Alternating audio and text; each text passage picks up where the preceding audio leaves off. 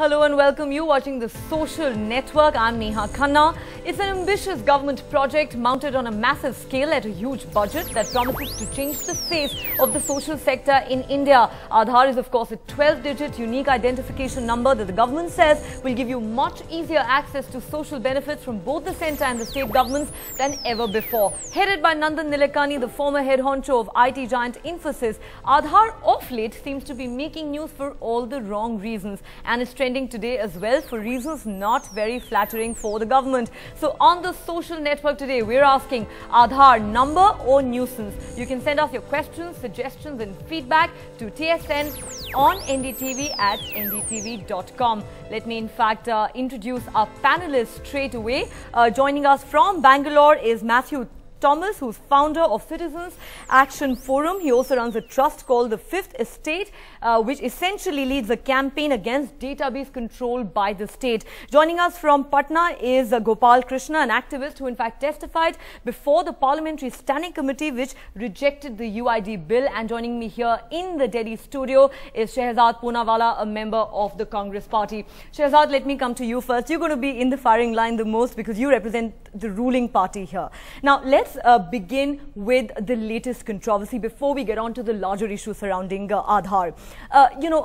All these jokes that are being made on Twitter and elsewhere on social media about how women who had gone to enroll themselves for Aadhaar were turned away for not wearing a dupatta, or men were told go and wear shirts, or not allowed to wear their traditional gear like angavastrams. And then you also have had some cases, according to some media reports, where instead of having pictures of the applicants, cars were printed with pictures of empty chairs, trees, in some cases even dogs. What would you call this? Teething troubles or perhaps a major embarrassment for the government? Well, on both these aspects, I want to officially clarify that on the first point, the UID authority has issued a press release and they've clarified that there is absolutely no dress code prescribed for the enrollment procedure.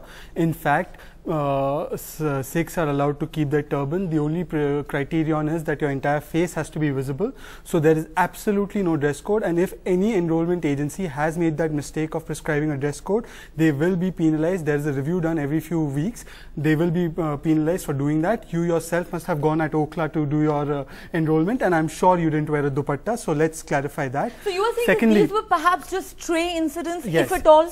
Yes, these are stray incidents. Even the news report which came in the Times of India today, that was something that has happened at the operator level, at the enrollment agency level. Now let us understand, this is a humongous task, 1.2 billion people being taken in and enrolled. So there are going to be stray incidences. Let us not miss the trees, miss the forest for the bushes. Let us also understand that there is an internal rate of return of 58%. So basically every scheme that this will be linked to, 50,000 crores worth of food subsidy, that 12% rate Shehzad, of return. we'll come to the other aspects in just a bit. Let me now go across to my other guest, Matthew Thomas, who joins us from Bangalore. Sir, you heard Shehzad there saying that these are perhaps stray incidents.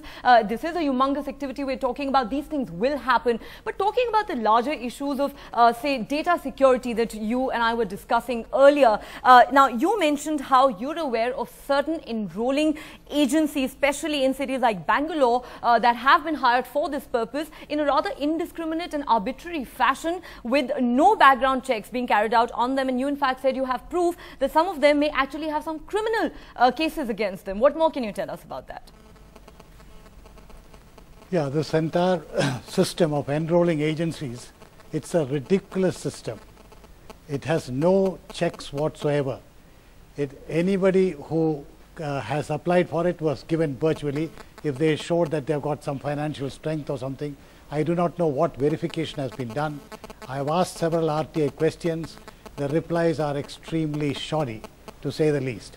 And just now Poonawala said the enrolling agencies have been penalized. Who will penalize them?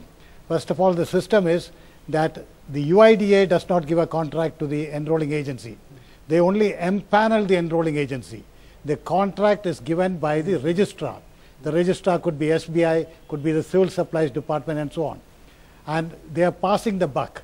There is a lot of, you see, these enrolling agencies are very, firms who have neither competence Some of them have got very dubious background. Right. Mr. Thomas, let me in fact take that to Shehzad and get a response, a quick response from him to that.